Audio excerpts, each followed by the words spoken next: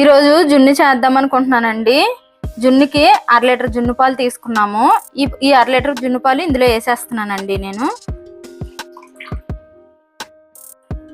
మనము దేంతో తీసుకున్నామో అదే 2 ఇంతల పాలు వేయాలండి. ఇప్పుడు మనం దీంతో ఒక లోటా జున్ను పాలు తీసుకున్నాం కదా, 2 లోటాలు మామూలు పాలు వేయాలండి. అలాగైతే జున్ను పర్ఫెక్ట్గా వస్తుంది, చాలా బాగుంటుంది. ఇంకో నేను వేస్తున్నాను. దేంతో వేసామో అదే కొలతగా వేయాలండి. అలాగైతేనే జున్ను గట్టిదనం ఉండదు, సాఫ్ట్గా ఉంటుంది, చాలా బాగుంటుంది. అందుకని నేను దీంతో 2 వేస్తున్నానండి. ఇంకోండి రెండోది కూడా వేసేస్తున్నాను. ఇప్పుడు మనకి 3/4 లీటర్ పాలు అండి. 3/4 లీటర్ పాలకి ఈ కప్పుని ఒక కప్పు బెల్లం వేస్తున్నాను. ఆ బెల్లం కూడా అందులోనే వేసేవాళ్ళండి. చిన్న గ్లాసుని ఒక గ్లాస్ పంచదార కూడా వేసుకుంటున్నాను, చాలా బాగుంటుంది. అలాగే వేసుకుంటే వేసేస్తున్నానండి. 1 స్పూను శొంఠి పొడి వేస్తున్నానండి, 1 స్పూన్ మిరియాల పొడి వేస్తున్నాను, 1 స్పూను ఇలాచి పొడి వేస్తున్నానండి. ఇప్పుడు ఇవన్నీ వేసుకున్నాం కదా, మనం ఇవన్నీ కలుపుకోవాలండి. కలుపుతున్నాను నేను.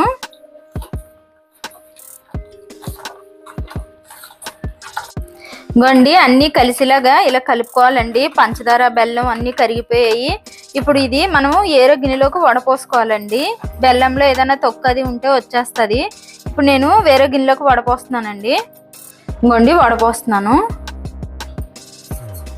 ఇంకోండి ఇలా ఎల్తుగానే పెట్టుకోవాలండి. నిండా పోసేస్తే పొంగిపోద్ది, నిండా పోయకూడదు, కొంచెం ఎల్తు ఉండాలి. చూడండి, నేను 2 గిన్నెల్లో పోసాను, 2 ఎల్తుగానే పోసాను. నిండుగా పోసామంటే పొంగిపోద్ది. ఇప్పుడు ఇలా పోసాం కదా, మనము దీనికి సరిపడా మూత పెట్టుకోవాలండి. దీనికి సరిపడా మూత పెట్టాం కదా, ఇది పొంగకంట ఉండాలంటే మనం దీని మీద రాయి ఏదైనా బరువు పెట్టాలండి. ఇలా బరువు పెడితే పొంగకంట ఉడుకుతుందండి. అందుకని నేను ఇలా రాయి పెట్టాను. ఇక దీని మీద కూడా కరెక్ట్గా దీనికి సరిపడా ప్లేటే తీసుకున్నాను, దీని మీద కూడా పెట్టాలి. ముందు ఇది పెడదాము, కుక్కర్లో పెడతానండి. నేను 5 విజిల్లు వస్తాయి, 5 విజిల్కి అయిపోద్ది. అందుకని నేను కుక్కర్లో పెడతానండి. ఫస్ట్ ఇది పెడదాము. ఇంకోండి నేను వాటర్ పోసాను, 1/2 లీటర్ వాటర్ పోసాను. ఈ స్టాండ్ పెట్టానండి. ఈ స్టాండ్ మీద మనం గిన్నె పెడదాము. ఇంకోండి ఇలాగా దీనికి సరిపడగానే పెట్టాను నేను. ఇప్పుడు ఇది మూత పెట్టుకుందాం మనం. ఇంకోండి 5 విజిల్ పెట్టాలన్నాను కదా, 5 విజిల్ అయిపోయిందండి.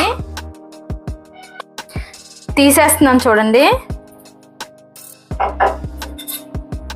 ఇంకోండి 5 విజిల్ పెట్టాను కదా, అయిపోయింది చూడండి. ఇది మనం ఎలా చూసుకోవాలంటే ఇలా చాకుతో గుచ్చి చూసుకోవాలండి. ఇలా అంటుకోపోతే ఇంక జున్ను అయిపోయినట్టే. ఇంకా అంటుకోలేదు కదండి, అయిపోయింది. ఇంక నేను ఇది తీసేస్తున్నాను పక్కకి. ఇంకోండి ఇలాగా మొత్తం చుట్టూ ఇలా కోసుకోవాలండి. ఇలా కోసుకున్న తర్వాత మనము ప్లేట్లోకి వెళ్ళుకోవాలి. చూడండి, ఇలా మొత్తంగా ఇలా అడుగు కళ్ళు వెళ్ళిలా కొయ్యాలండి. ఇలా కోసాక మనం ఇప్పుడు ప్లేట్లోకి వెళ్ళుకుందామండి.